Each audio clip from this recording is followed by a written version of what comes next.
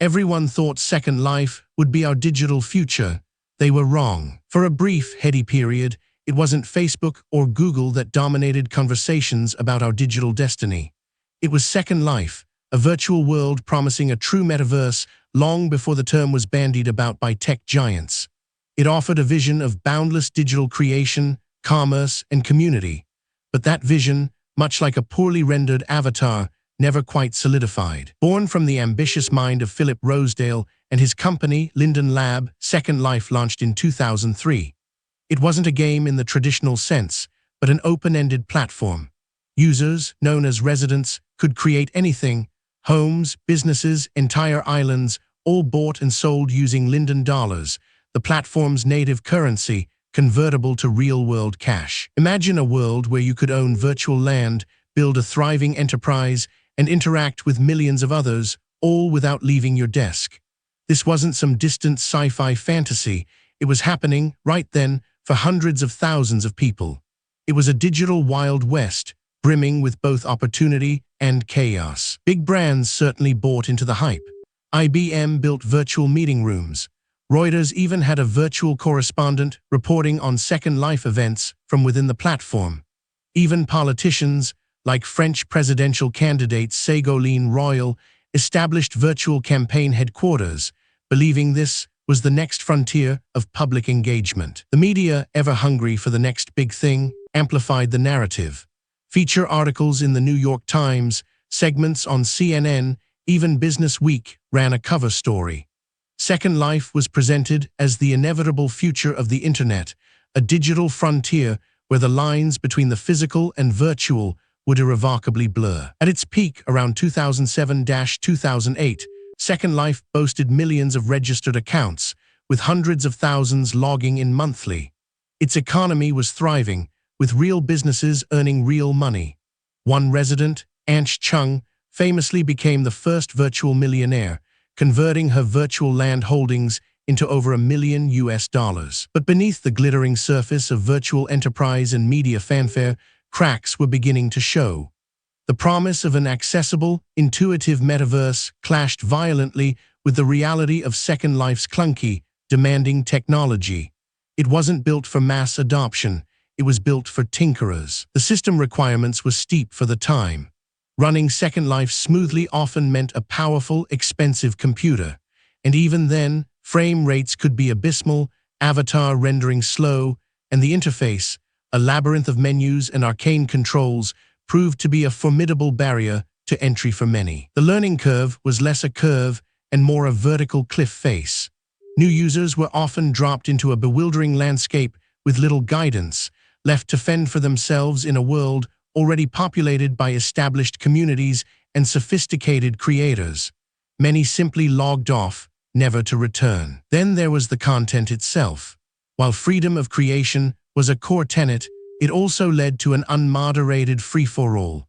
A significant portion of the virtual real estate was dedicated to adult content, alienating potential corporate partners and making the platform unsuitable for a broader, mainstream audience. Linden Lab found itself in an impossible position, trying to maintain its libertarian ethos of user creation, while simultaneously attempting to court advertisers and make the platform palatable for a wider demographic.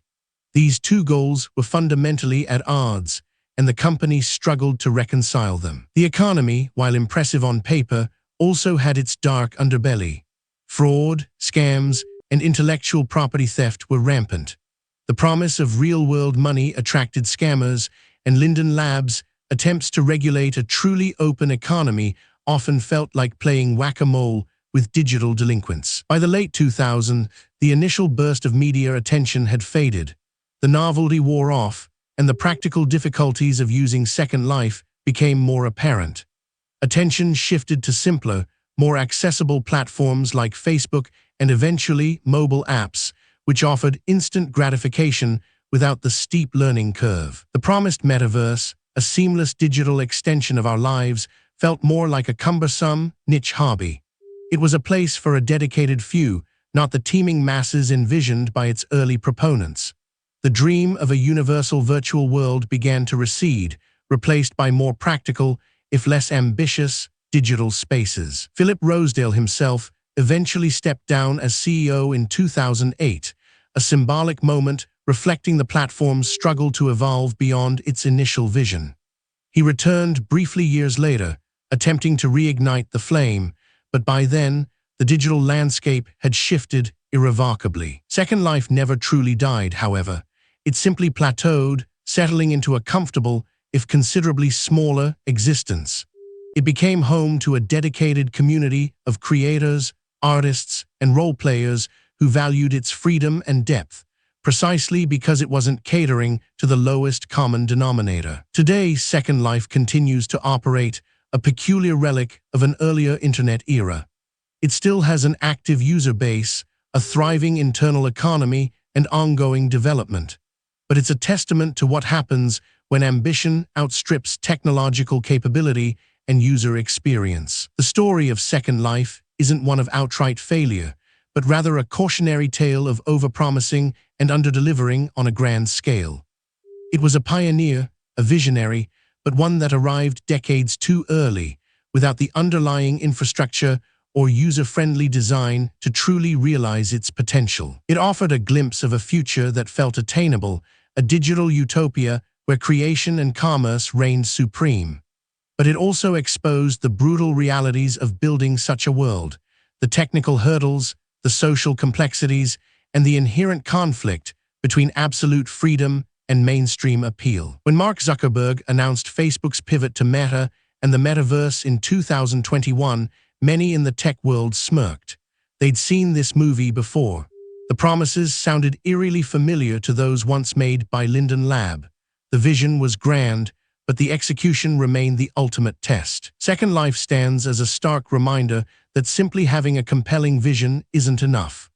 The path to a true metaverse, if it ever arrives, will be paved not just with innovation, but with usability, accessibility, and a nuanced understanding of human behavior in digital spaces. It shows us that the dark side of innovation isn't always about fraud or malice. Sometimes, it's simply the crushing weight of expectation, the inability to bridge the gap between a revolutionary idea and the practicalities of mass adoption. The virtual world that promised everything but delivered only a fraction remains a fascinating chapter in the ongoing story of our digital evolution. It was a grand experiment, a bold leap into the unknown, and a powerful lesson in the perils of premature ambition. It was a metaverse before its time, a testament to the fact that even the most visionary ideas can crumble under the weight of their own complexity. Next, we unravel the untold story of the dot-com bubble's most audacious email marketing scam.